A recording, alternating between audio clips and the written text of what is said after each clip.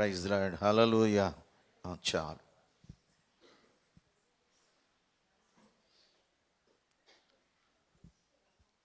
ఈ మొదటి ఆరాధనకి వచ్చిన మీ అందరికీ కూడా ప్రభు నామములో శుభవందనాలు తెలియజేస్తూ ఉన్నాను.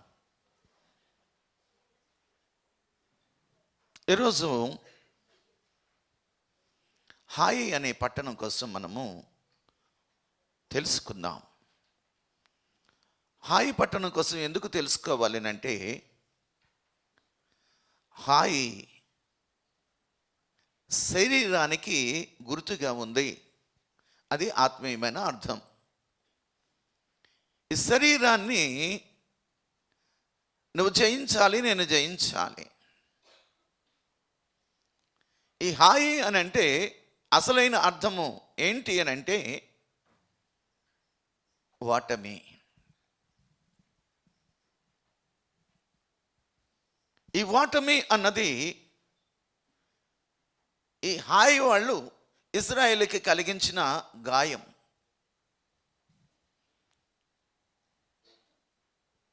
ఈ హాయి చిన్న పట్టణమే. ఇజ్రాయేలీలు యెహోషువ నాయకత్వంలో యొర్దాను నది దాటారు. అక్కడ యెరికో పట్టణము వారికి ఎదురు అయింది. ఎప్పుడైతే యాజకులు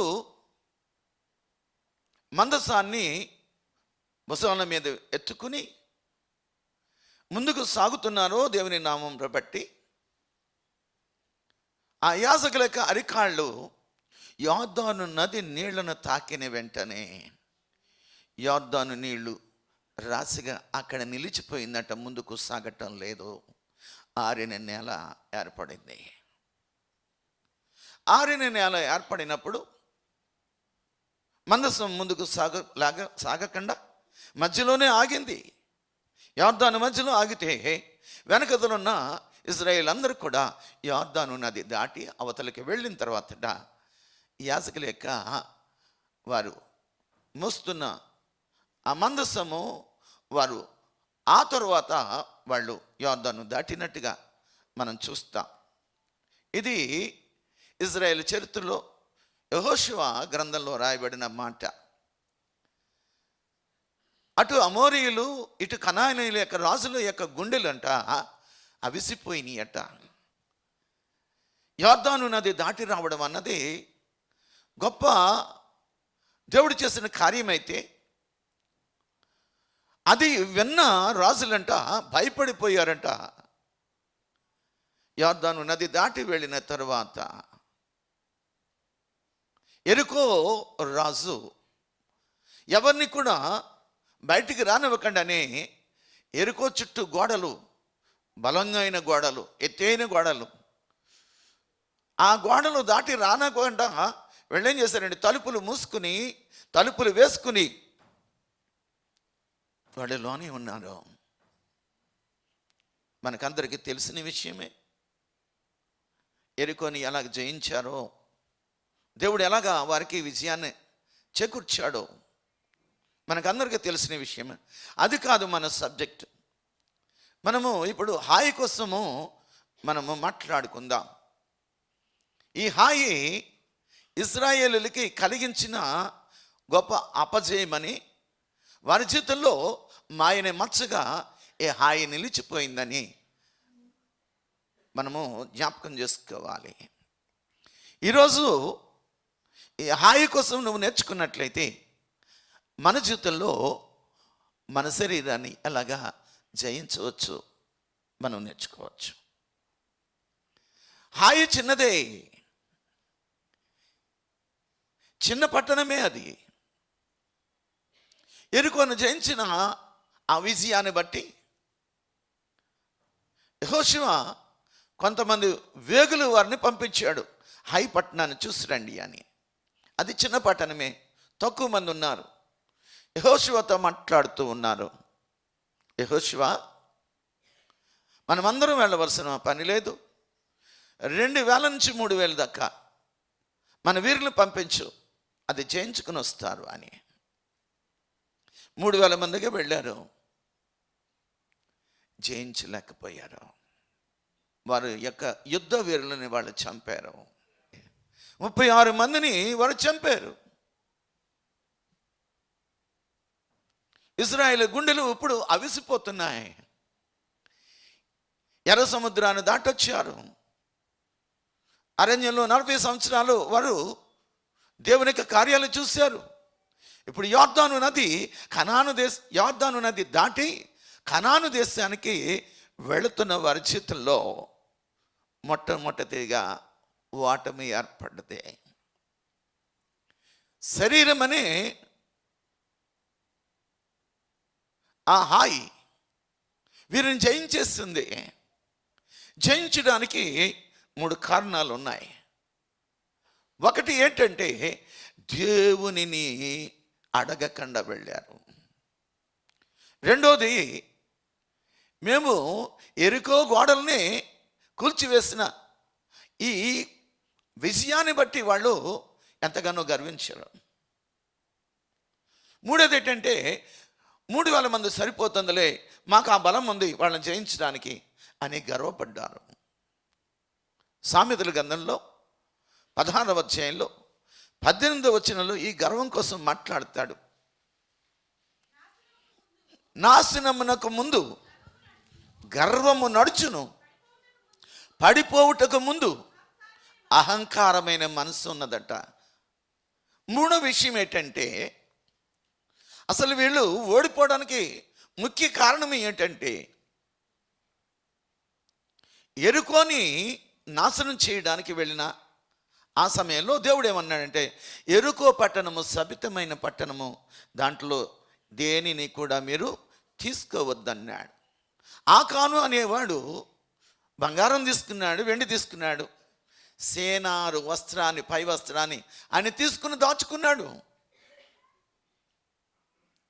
ఇశ్రాయేలీలు గొప్ప యోధులు, ఇశ్రాయేలీలు దేవుని చేత ఏర్పరచబడిన వాళ్ళే. ఈరోజు నువ్వు నేను కూడా దేవుని చేత పిలువబడిన వాళ్ళమే. చిన్న పట్టణమైన ఈ శరీరాన్ని మనము జయించలేకపోతున్నామంటే కారణం ఏంటంటే, మనము ఏదో పాపాన్ని దాచుకున్నాము.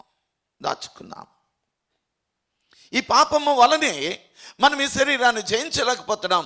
మనకు ఓటమి ఏర్పడుతుంది.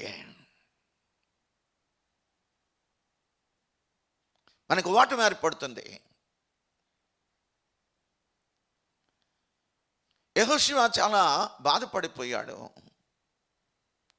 రాత్రంతా ఏడుస్తున్నాడు.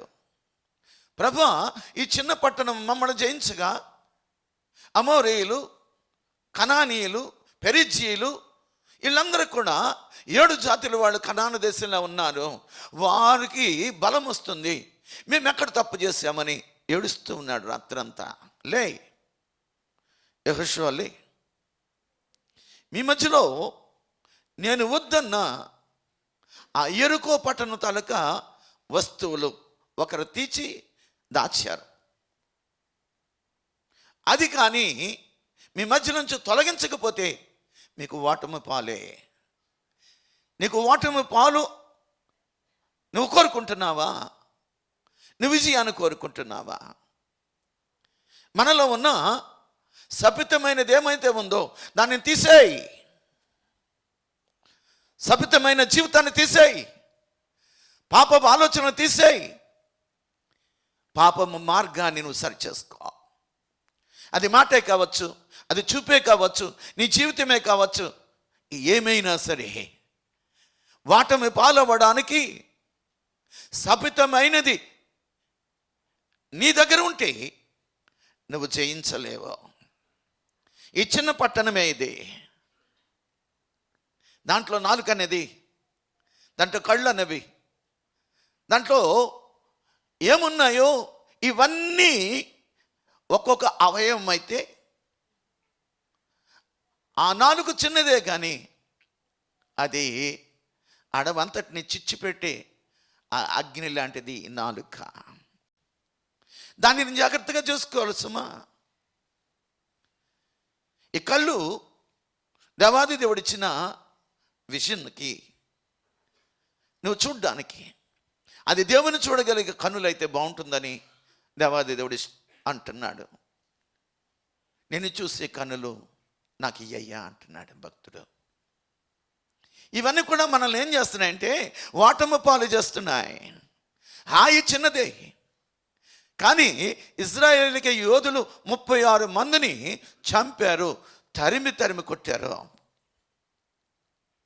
ఓటమి ఎరుగని ఇజ్రాయేలీలో యెహోషువ నాయకత్వంలో యొర్దాను నదిని దాటి అక్కడికి వెళ్ళిన యోధులు మొట్టమొదటిగా ఏమి ఓటమి పాలు ఎందుకయ్యారు అని అంటే కేవలం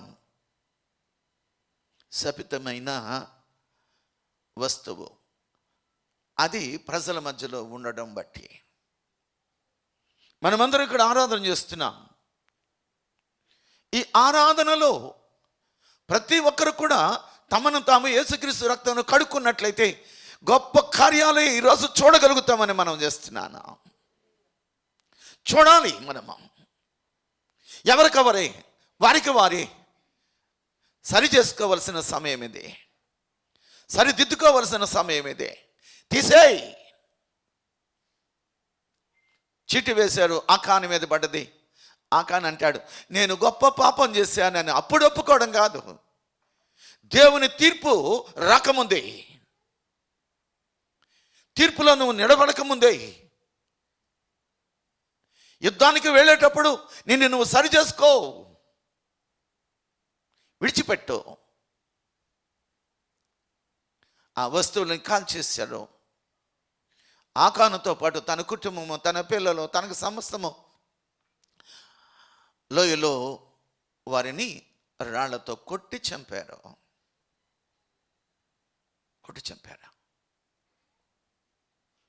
జాగ్రత్త. ఇది చిన్నది అని నువ్వు అనుకుంటున్నావు. ఈ చిన్న నాలుకే అనేక మంది జీవితాలను చిచ్చు పెడుతుంది.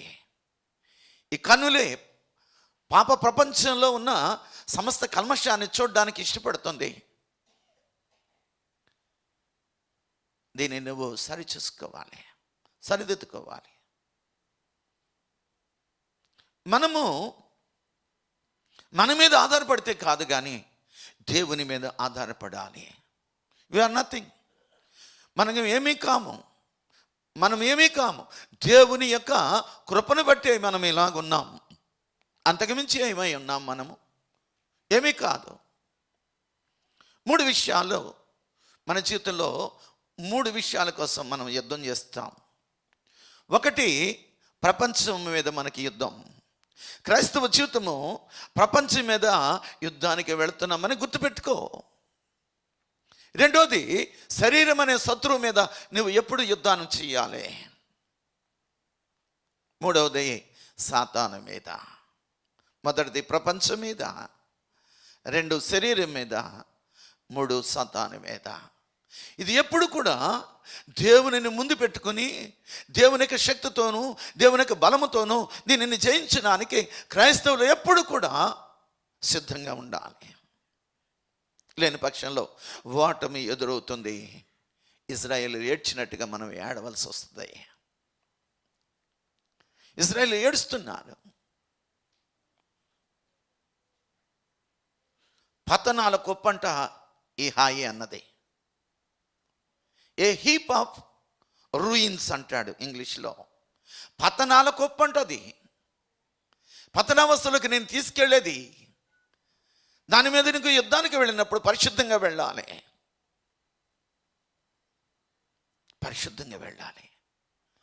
ఆ శరీరం కోసం చెప్తాడు.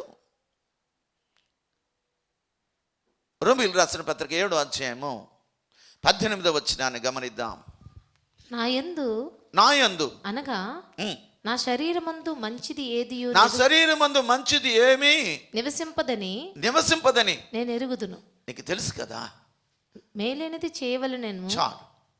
నా శరీరమందు మంచిది ఏది కూడా నివసించలేదు. అదే శరీరము, అదే హాయి. ఈ హాయి అనే ఈ శరీరము మంచి అనేది లేదు. ఇంకొక మాట చదువుదాము.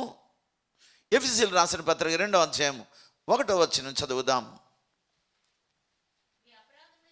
మీ అపరాధముల చేతను పాపముల చేతను మీరు చచ్చిన వారి ఉండగా మీరు క్రీస్తుతో కూడా బ్రతకాలి. ఈ శరీరం మరలా జీవించాలి అంటే, ఈ శరీరం మరలా జయించాలని అంటే అపరాధముల చేతను పాపముల చేతను చచ్చిన వారిగా ఉన్న మనము క్రీస్తుతో కూడా మనము బ్రతకాలి. అప్పుడే జయము. మరొక మాట చదువుదాం. రోమీయులకు రాసిన పత్రిక 3వ అధ్యాయము 20వ వచనాన్ని గమనిద్దాం. ఏలయనగా ధర్మశాస్త్ర సంబంధమైన క్రియల మూలముగా ఏ మనుష్యుడును ఆయన దృష్టికి నీతిమంతుడిని తీర్చబడడు. నువ్వేదో మంచి పని చేసేసేవని ఆయన నిన్ను నీతిమంతుడిగా తీర్చడం. ధర్మశాస్త్రమైన నీతిని నువ్వు వెతుకుతున్నావేమో. ధర్మశాస్త్రాన్ని నెరవేర్చిన యేసుక్రీస్తు నీతి నువ్వు కలిగి ఉండాలి. ఆయన ఎప్పుడైతే నువ్వు కలిగి ఉంటావో నిన్ను ఉచితంగా నీతిమంతునిగా తీర్చిదిద్దుతాడు. హాయ్ అనే మాట చదవక్కర్లేదు. ఆదికాండంలో 12వ అధ్యాయంలో 8వ వచనంలోను, ఆదికాండం 13వ అధ్యాయం 3వ వచనంలో కూడా ఆ మాటలు కనపడతాయి. ఇప్పుడు యెహోషువ గ్రంథంలో అది ప్రాముఖ్యమైన విషయంగా మనం చూస్తూ ఉన్నాం. ఈ హాయి అన్నది ఆదికాండంలో అబ్రహామును పిలిచినప్పుడు అబ్రహాము కనాను దేశానికి బయలుదేరి హాయికిని లేకపోతే బేతేలికిని హాయికిని మధ్యన గుడారం వేసుకున్నాడంట. బేతేలు అంటే దేవుని ఇల్లు, అది దీవెన. హాయి అని అంటే అది వాటమే గొప్ప. దేనిని నువ్వు కోరుకుంటావు? దేవుని ఇల్లును కోరుకుంటావా? హాయి అనే వాటమును కోరుకుంటావా? ఈ వాటమును జయించాలి. దేవాది దేవుడు యెహోషువతో మాట్లాడుతున్నాడు. లే, ప్రజల్ని పరిశుద్ధపరచు. ఆ మధ్యలో ఉన్న శపితమైన వస్తువును తీసేసావు కదా, ఇప్పుడు బయలుదేరు, నీకు నేను విజయాన్ని ఇస్తాను. యెహోషువ గ్రంథంలో 8వ అధ్యాయంలో 1వ వచనాన్ని మనం గమనిద్దాం. మరియు యెహోవా యెహోషువతో ఇట్లా నేను భయపడకము జడియకము యుద్ధ సన్నద్ధులై వారినందరిని తోడుకొని ఇప్పుడెళ్ళు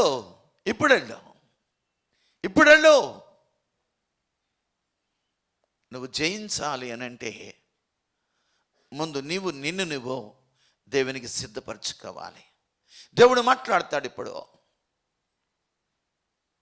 యెరికోని జయించారన్నా అది దేవుని యొక్క గొప్ప బలమైతే, శక్తి అయితే దేవుని మీద ఆనుకుని వాళ్ళు జయాన్ని పొందుకున్నారు.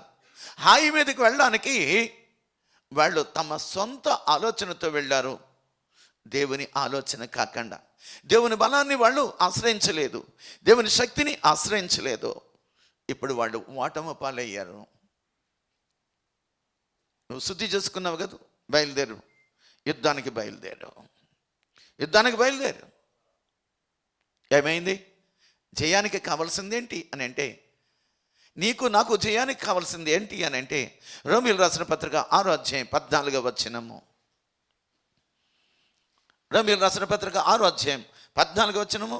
మైకులో చదవండి.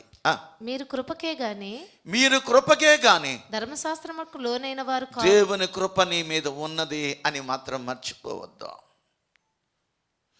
మీరు కృపకే గాని ధర్మశాస్త్రానికి లోనైన వారు కారు.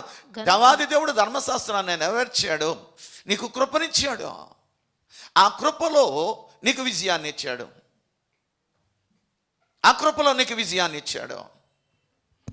జాగ్రత్తగా గమనించు. మరొక మాట మీకు సెలవిస్తాను. 2 కొరింథీయులకు రాసిన పత్రిక 5వ అధ్యాయము 17వ వచనాన్ని మనం గమనిద్దాం. కాగా ఎవడైనను క్రీస్తునందున్న ఎడల క్రీస్తునందు ఉన్న ఎడల వాడు నూతనమైన సృష్టి. పాతవి అయిపోయినాయి. మన పాప జీవితం అయిపోయింది, మన ఓటమి అయిపోయింది. ఇప్పుడు బయలుదేరదాము యుద్ధానికి ఇప్పుడు బయలుదేరదాం. హాయి మీదకి యుద్ధానికి బయలుదేరదాం. కాగా ఎవడైనను క్రీస్తునందున్న ఎడల వాడు నూతన సృష్టి, పాతవి గతించెను, ఇదిగో క్రొత్తవాయెను.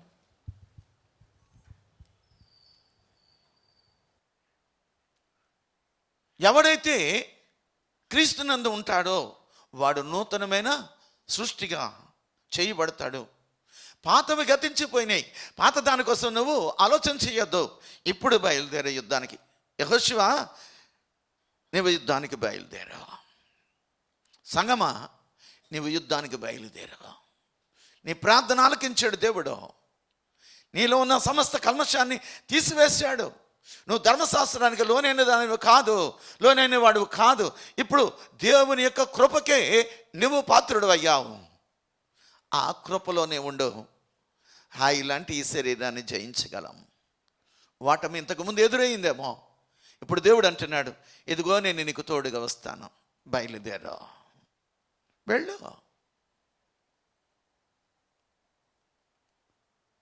ఎవరు వస్తున్నారు? యోహాను సువార్త 16వ అధ్యాయం 13వ వచనంలోని మాటలు చదువుదాం. యోహాను సువార్త 16వ అధ్యాయం 13వ వచనము. అయితే ఆయన అనగా సత్యస్వరూపి అయిన ఆత్మ వచ్చినప్పుడు మిమ్మును సర్వసత్యములోకి నడిపిస్తాడు. అంతకుముందు నువ్వు భ్రమపడ్డావు, నా యొక్క బలం అనుకున్నావు, నా యొక్క శక్తి అనుకున్నావు కదా, అప్పుడు వాటం పాలయ్యావు. ఇప్పుడు ఎప్పుడైతే పరిశుద్ధాత్మ దేవుడు నీ మీదకి వచ్చాడో, నీలోనికి వచ్చాడో, దేవుని ఆత్మ ఎప్పుడైతే నీ మీదకి వచ్చిందో, నువ్వు సర్వసత్యంలోకి నడిపించబడతావు. నీకు జయము కలుగుతుంది. ఎళ్ళు. ఇప్పుడు చేయి ప్రార్థన, ఇప్పుడు చేయుద్దాం. ఎందుకు వాటము పాలయ్యారు ఇశ్రాయేలీలో? శపితమైనది వారి మధ్యలో ఉన్నది కాబట్టి, దేవుడు చెప్పిన మాట వాడు వినలేదు కాబట్టి 3000 మంది వెళ్ళిన యుద్ధ వీరులు వారు తరమబడ్డారు. 36 మంది వారు చనిపోయారు, చంపబడ్డారు. వారు యోధులే. దేవుడు మాట్లాడుతున్నాడు, ఇప్పుడు వెళ్ళు, నువ్వు ఇప్పుడు వెళ్ళు. 1 కొరింథీ రాసిన పత్రిక 15వ అధ్యాయం 57వ వచనం గమనిద్దాం. 1 కొరింథీ రాసిన పత్రిక 15వ అధ్యాయం 57వ వచనం.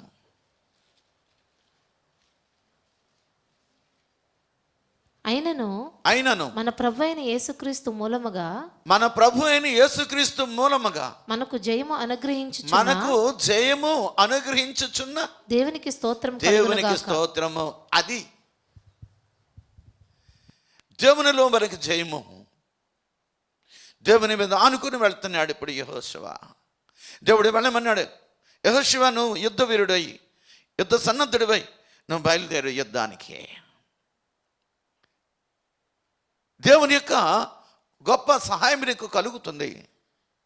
మరొకసారి ఆ మాట చదువుదాం.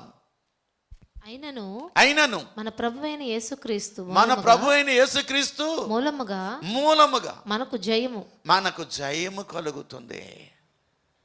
జయం ఎక్కడి నుంచి కలిగింది అని అంటే, దేవుడైన యేసుక్రీస్తుని మూలంగా మనకి జయము. ఎందుకంటే ఆయనలో మనం ఉన్నాం కాబట్టి. ఎవరైతే యేసుక్రీస్తునందు ఉంటారో వారు నూతనమైన సృష్టి. పాతవి గతించాయి, సమస్తము నూతనమైపోయినాయి. ఇప్పుడు బయలుదేరు. కీర్తన భాగంలో 37-34 వచనాన్ని చదువుదాం. కీర్తన 37-34.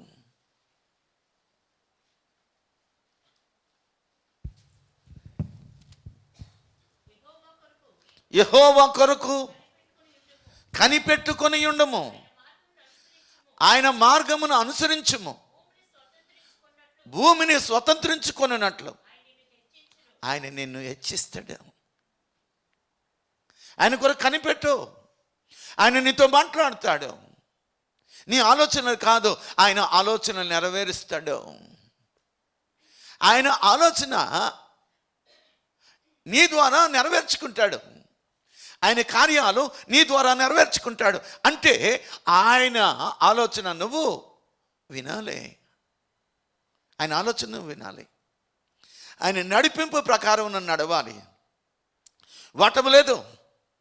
ఆయన కానీ నడిపిస్తే, ఆయన ఆలోచన ప్రకారం మనం వెళితే నీ జీవితంలో ఓటమనేది లేదు. ఒకవేళ ఓటం ఉన్నా సరే అది నీకు గుణపాఠం. హాయి మీదకి వెళ్ళిన వాళ్ళు ఎందుకు ఓడిపోవలసి వచ్చిందంటే తన బలాన్ని బట్టి వెళ్ళారు. వాళ్ళ దేవుని దగ్గర కనిపెట్టారంటే కనిపెట్టలేదో. వాళ్ళ మధ్యలో ఏమున్నదంటే శపితమైన వస్తువు ఒకటి ఉంది. వాళ్ళు శపించబడిన వాళ్ళుగా ఉన్నారు. ఇప్పుడు దేవుడు మాట్లాడుతున్నాడు, వెళ్ళు, నేను నీకు విజయం ఇస్తాను అని. ఈ విజయానికి 4 నియమాలు ఉన్నాయి. 4 నియమాలు ఉన్నాయి. ఒకటి వాక్యము, రెండవది ప్రార్థన, మూడవది సహవాసం, 4వది దేవుని సన్నిధి. ఈ 4 నీ విజయానికి ఈ 4 నియమాలు కావాలి. ఈ 4 కావాలి. 1 పేతురు పత్రికలో 2వ అధ్యాయం 2వ వచనంలో మొదటి నియమాన్ని మనం చూద్దాం. ఒక నిమిషం.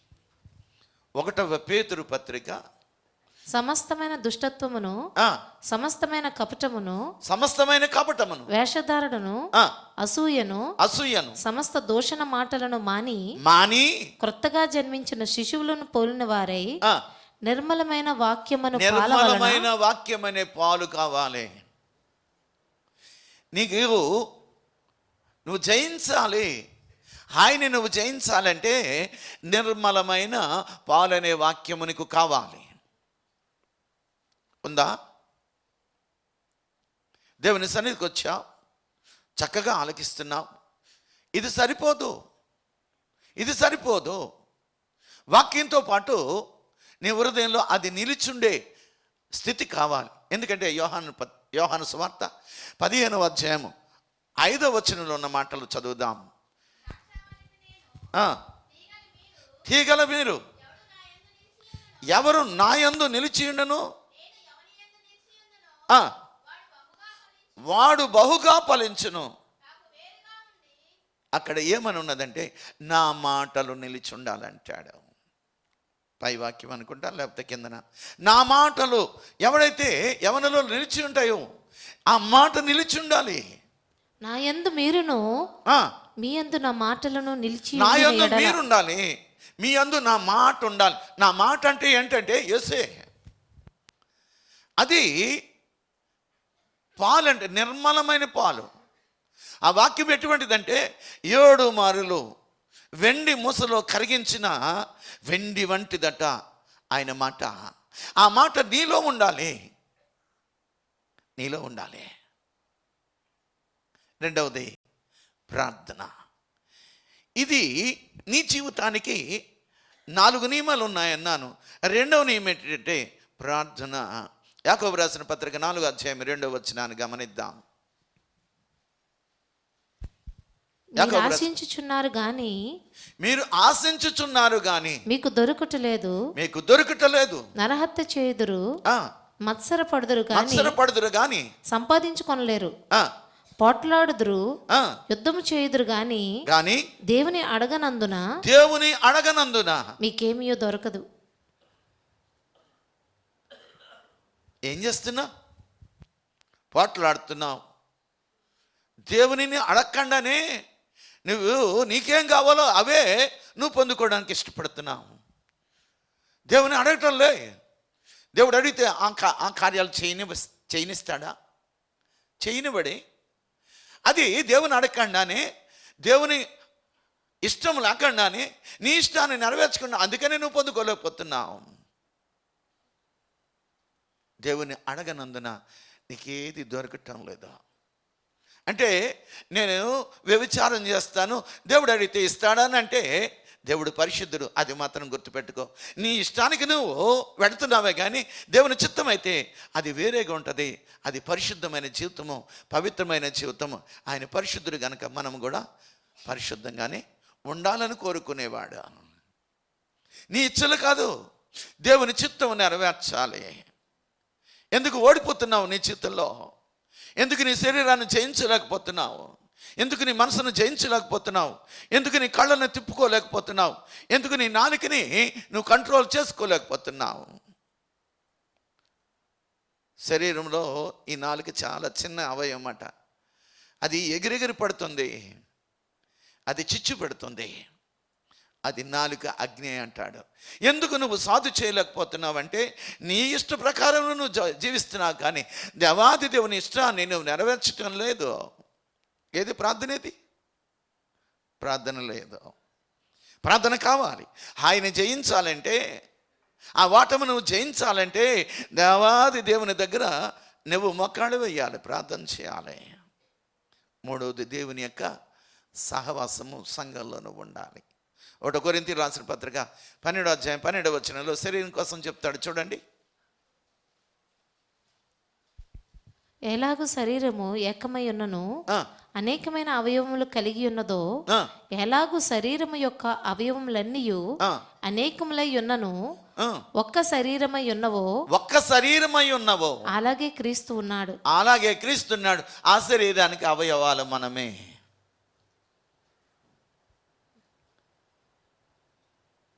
ఏమండి, ఒక వ్యక్తి బాధపడుతుంటే వారి కోసం నువ్వు ప్రార్థన చేయాలి. నువ్వు బాధ లేదు. ఎందుకు సమాజంగా కూడుకుంటాం? ఎందుకు సంఘంగా కూడుకుంటామంటే, ఎందుకు సంఘంగా కూడుకోవాలి అంటే వారి యొక్క అవయవాలు నీవు కూడా దేవుని శరీరమై ఉన్నావని మనం చేస్తున్నాను. ఆ కల్చర్ మనలో లేదు, ఆ తలంపు మనలో లేదు. వాడు పాడైపోతే ఏంటి, వాడు ఎలాగైతే ఏంటి అని అంటున్నావే కానీ నువ్వు ఇతరులను పలకరించవు. మరొక చర్చి వాళ్ళు వస్తే ప్రైజ్ లాడ్ నాకు చెప్తారు, ప్రైజ్ లాడ్ అమ్మ అంటాను. మనవాళ్ళు మాత్రం పాస్టర్ గారు, అమ్మ బాబాయ్ మా పాస్టర్ గారు మా చర్చి, వాళ్ళని పలకరించకూడదని వాళ్ళు ప్రైజ్ లాడు చెప్పరు. నువ్వు కూడా ప్రైజ్ లాడు చెప్పవు. ఎదురొచ్చి నువ్వు ప్రైజ్ లాడు చెప్తే వాళ్ళు ప్రైజ్ లాడు చెప్తారు కదా. లేదు, ఐక్యత లేదు. ఐక్యత వాటమికి కారణము అనైక్యత. సరే, ఈ చర్చిలో నీ పని ఏంటి అని అంటే హెబ్రీయులకు రాసిన పత్రిక 10వ అధ్యాయం 25వ వచనం చదువుదాం. హెబ్రీయులకు రాసిన పత్రిక. కొందరు మానుకొనుచున్నట్లుగా సమాజముగా కూడుట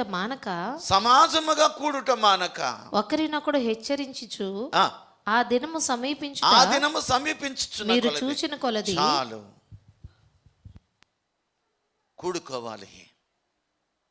ఆదివారపు ఆరాధన 7 గంటలు రమ్మంటే 8 గంటలకు వచ్చేవాళ్ళు ఉన్నారు, 8 గంటల తర్వాత కూడా వచ్చేవాళ్ళు. ఇది దేవుని యొక్క మందిరం అండి. మనం వాటం పాలు అవ్వడానికి కారణం ఏంటంటే దేవుని యందు భయభక్తులు కలిగి ఉండకపోవడమే. ఏమమ్మా లేటుగా వస్తున్నా అంటే ఆదివారమే వస్తుందటండి నీరు, మిగతా రోజుల్లో నీరు రాదా?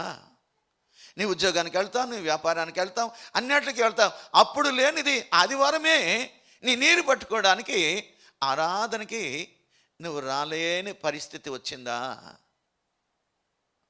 నీకు భయం లేదు. ఇది దేవుని యొక్క శరీరము. దీనికి ప్రార్థన కావాలి, దీనికి దేవుని యొక్క వాక్యం కావాలి, జీవవాక్యం. ఇది మనమందరం కూడా దేవుని సన్నిధిలో కూడుకోవాలి.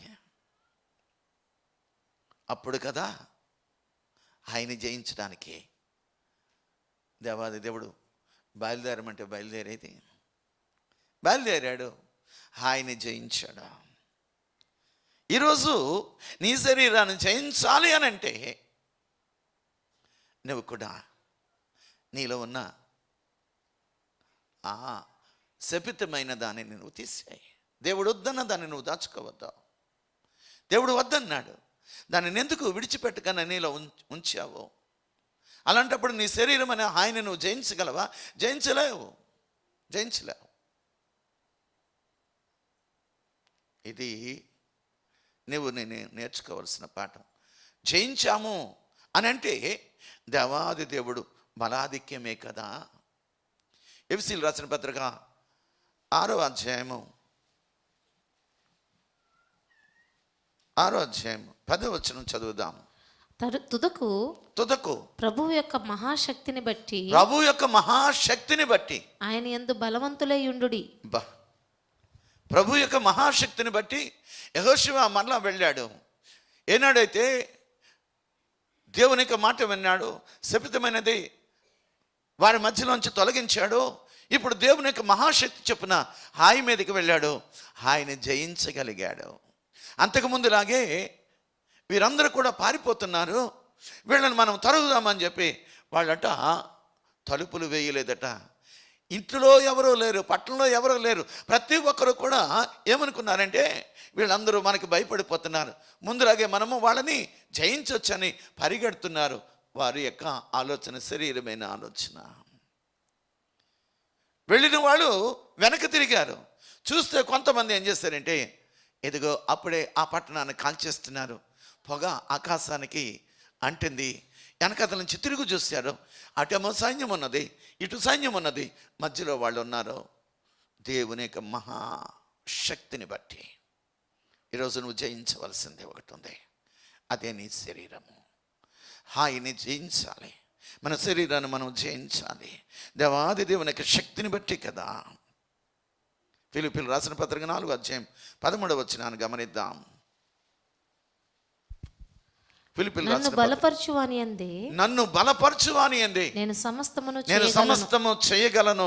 నువ్వేమి చేయలేవు, నేనేమి చేయలేను. నన్ను దేవుడు బలపరచాలి. నేనేమి చేయాలన్నా సరే,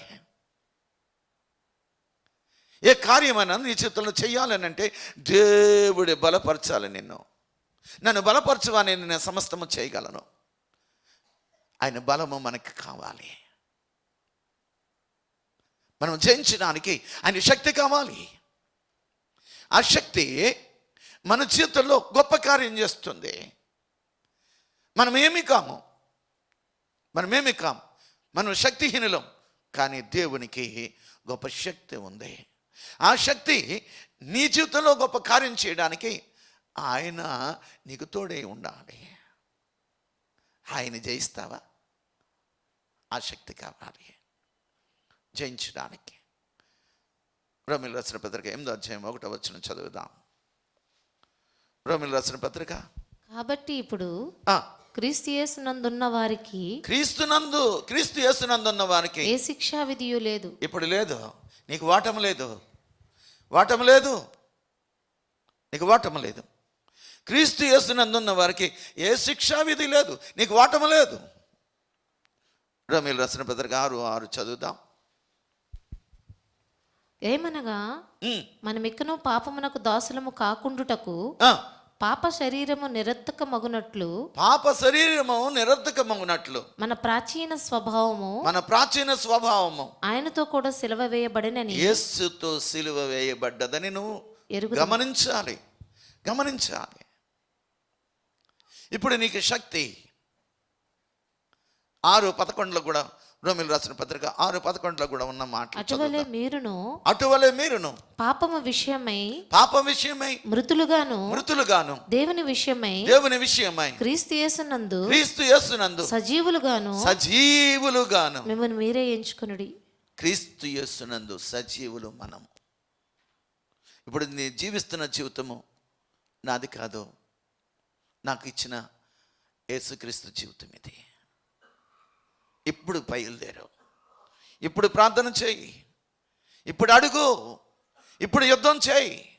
జయించగలుగుతావు. హాయిని జయించలేకపోతే, నీ జీవితంలో వాటమి పాలైతే నీ జీవితం అంతా ఏడిపే. దాన్ని